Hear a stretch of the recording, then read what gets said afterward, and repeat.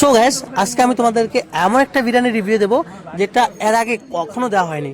আজকে আমি চলে এসেছি ফাইনালি চাম্পাহাটি, যেখানে লোকাল বিরিয়ানি এত টেস্টি হয় জানা ছিল না। তো তাহলে চলো আজকে চাম্পাহাটির বিরিয়ানি খেতে কেমন, কত টাকা প্রাইস, সব কিছু জেনে নেবো আমরা এই দাদার কাছ থেকে।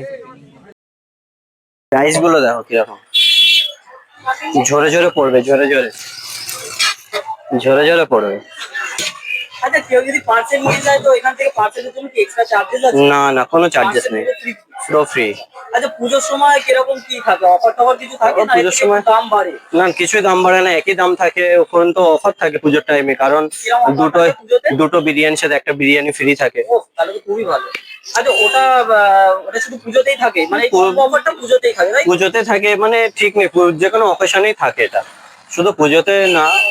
অনেক যেরকম অকেশন থাকে, অনেক ধরনের পুজো থাকে, তো পুজোতে পুজোতে থাকে, অকেশনে থাকে অফার। আচ্ছা, দোকানে কি আপনি একাই থাকেন না সাথে কোনো আপনার সহযোগিতা করার জন্য? সহযোগিতা বলতে আমি একাই থাকি, একাই দোকান চালাই।